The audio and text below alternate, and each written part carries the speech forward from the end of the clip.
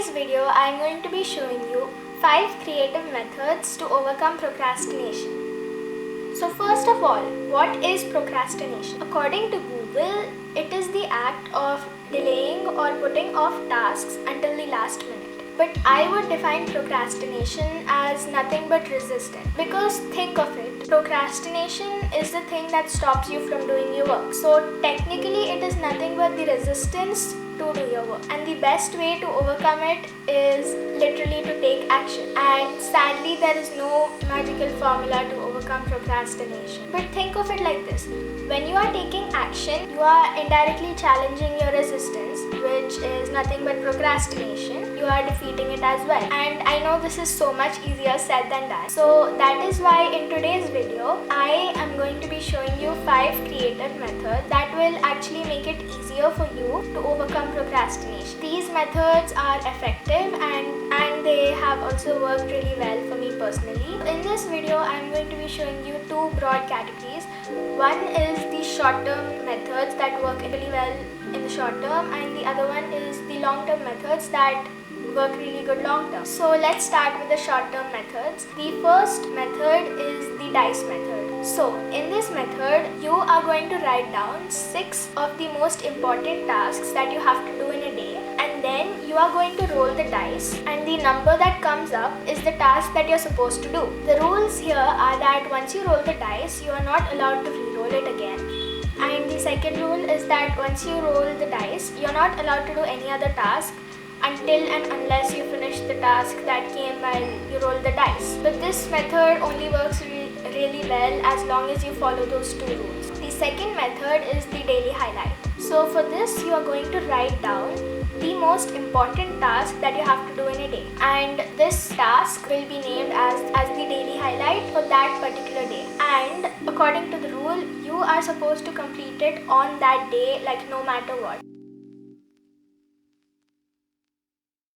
Even if you have 10 more things to do on your to-do list, like even if you don't do the others, it's fine. At the end of the day, the only thing that is compulsory that you absolutely have to do is the daily highlight. So generally 85% of the time when you actually do the daily highlight, then you'll feel like the most important task of the day is done. So generally you just get the motivation to complete the other things in your to-do list. But even if you don't, like think about it, the most important thing of the day is like done. If you do that for maybe a month, then I'm sure it will make a difference. It will actually make you procrastinate a lot less. The third method is to gamify things. By gamify, I mean like do things in a game-like manner, or like, take things as a game, kind of.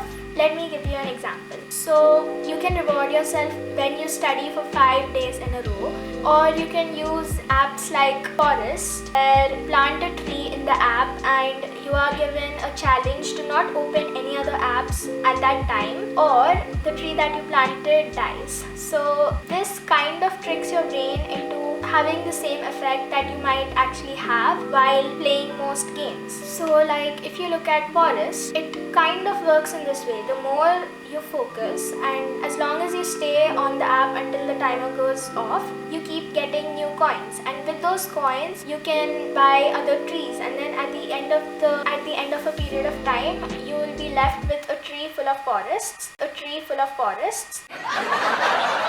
No, wait, I meant a forest full of trees. And at the end of the year, you get statistics on when you focused and how much time you did and how many times you gave up, how many times you kept going. So when you kind of use apps like Forest, or like you don't have to really use an app, you can just do it on your own, like just reward yourself on your own. If you want to add something a little extra to make it feel more like a game, then you can use Forest. So yeah, it does give you the same effect of actually playing games, because like when you get rewards in the games, they are not like real rewards, but like you keep playing because even though they're virtual rewards, they kind of trick your brain into wanting to do the task. Now on to the long-term methods.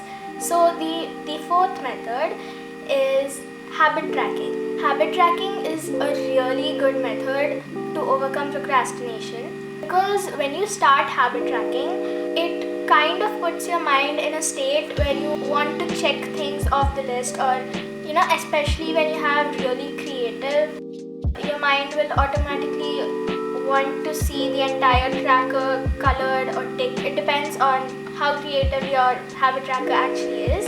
And once you start habit tracking, after a few days, if you actually check things off, then every time you look at the habit tracker, you'll feel like, okay, I want this box colored. So like, even though you don't really feel like doing it, sometimes you actually end up doing it and then coloring the box. It actually works. I don't know how it does. You will eventually make it into an actual habit, and the task just becomes more easier for you to do. The more you do the task, the easier it becomes. When you actually start habit tracking and you actually start doing the thing more often, and you start getting into the habit of doing the thing even though you don't feel like it, once you practice that, it will actually become more easier for you to do the thing compared to when you were actually starting. So the task will just seem much easier to you, and that's kind of the reason I put this into the long-term section, because habit tracking, you can do it for one whole month. Generally people do it for one whole month, or you can do it for the entire year. But like, it is something that you can't do like one day. Like, you can't keep a small little habit tracker just for one day. Maybe you can, but it is way more interesting when you do it for the entire month. The fifth and the last method is time rules. Now, following time rules can help you overcome procrastination and also build habits when they are done consistently. I'll give you some examples.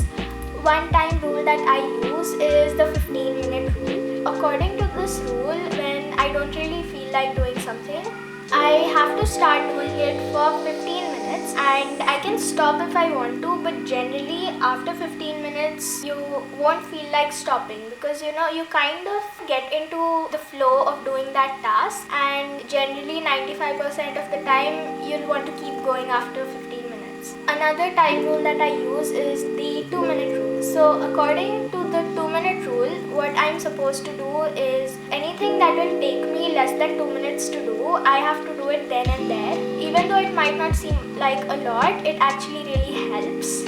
Although all these methods are really great and they actually help you, my ultimate tip would be to form habits instead of relying on motivation.